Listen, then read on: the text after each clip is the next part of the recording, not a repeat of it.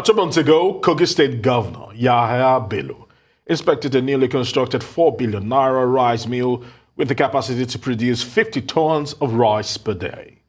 Governor Bello said that the factory has the capacity to produce over 1,000 bags of 50 kg high-quality rice every day and could employ over 5,000 people as direct jobs and more of indirect employment.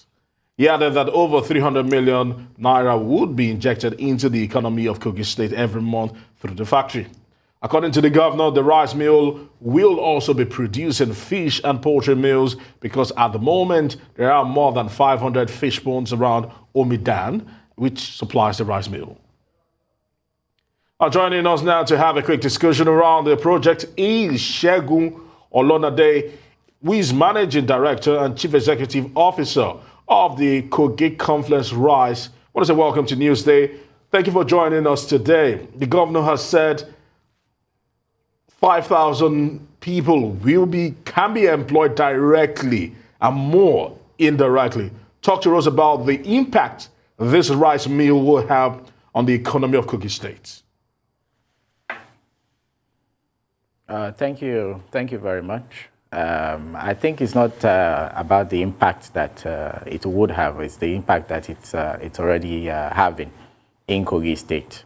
And in terms of the direct and indirect employment that the factory is creating, it's creating, we have the Anchor Borrower Program, which is an initiative of the federal government where they are empowering a lot of farmers. And for the factory, we have the raw material, which is the paddy rice that we buy from the farmers.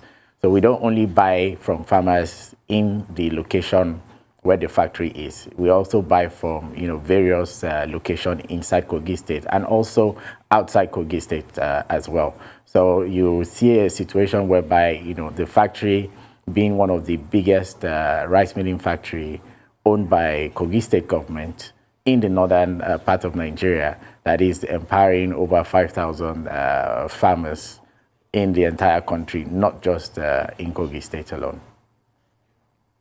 All right, thank you so much for that. This is quite a feat, over 500 bags of rice per day. I'm wondering, with this kind of job, what are the challenges that you experience? What are the major issues to, number one, getting the materials and scaling up when the time comes? What are the challenges and how do you face them?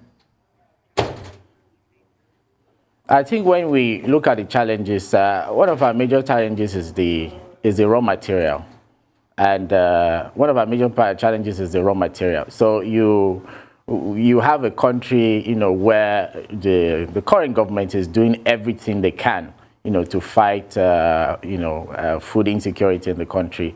But you also have a situation whereby the demand for the raw material itself is way, way, way more than the supply.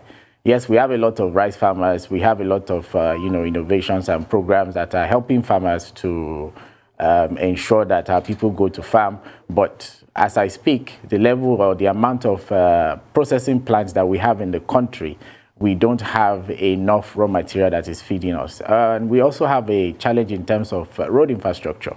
I think federal government has a lot of work to do in terms of ensuring that all our roads, are motorable for the trucks that brings us raw material. Because where we are, in the axis where we are in Ejiba is close to the border of Kwara, which is a federal government road. And sometimes where we have trucks, bringing us raw material, at the point of leaving, they will always say that they're not coming back because, the road, is very poor. And not just the federal road that links to where the factory is in Ejiba, and all other, federal roads that they have to, come through to get to our axis. So I also think that in a country like Nigeria, where we are doing our best to encourage our farmers to go to the farm, we should also encourage the importation of raw materials. Big countries, even though they have raw materials in their country, they also import. There's a reason why they do that, in order for them to meet production capacity of the factories that they have in their country. So we sometimes run at 20% or 30% capacity. If we're able to run at 100% capacity, if there's enough raw material, then we have to employ more hands. and then we'll be able to, take a lot of people out of unemployment in the country. And this just not only affect Confluence Rice, Kogi Confluence Rice, it affects every other rice millers in the country. There was about a week ago, somebody called me that, someone is trying to sell their rice factory. I mean, all these issues is the reason why people are selling a business that is lucrative like that. Because if you're not getting the raw material, how do you maintain your machines? How do you pay salaries? How do you purchase diesel? So all these factors are very important. All right, Mr. Olonade, I must say laudable projects, and you say it's already changing lives. But Kogi State has a track record of, let's talk about sustainability, because Kogi State has a track record of having projects like this come and probably fizzle out after a period of time due to mismanagement. Case in point, the Confluence Travelers, or Kogi Travelers, as it used to be, it was fledgling. Right now, it's moribund. Talk to us about sustainability. I say on sustainability, I'll give it to His Excellency Alhaji Bello, the governor of Kogi State, because I think the plan of sustainability was already even put in place even before the project came on board. And that's why, they always say that government has no business in government. Yes, we understand that, but it's also important for government to, create the business and then hand it over to the private sector.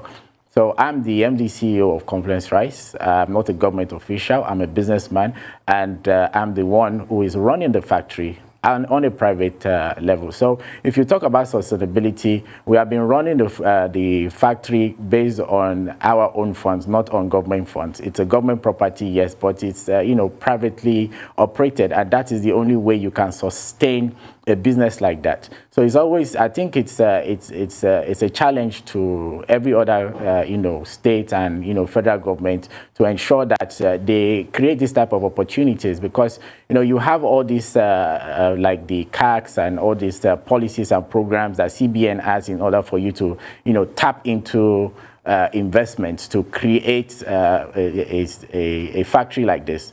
But it always looks good on paper. When you look at it on theoretical, on paper, it looks good. But when it comes to practical, when it comes to actually accessing those funds, there's a lot of conditions tied to it that young people, in Nigeria will find it very difficult to raise that money. So if Kogi State government now looks at that, use their own initiative to create an enabling environment like that and also hand it over to private sector, I'll give kudos to the governor of Kogi State. He's in the right direction to ensure food insecurity is dealt with in this country, and also to ensure that Nigerians are being gainfully employed.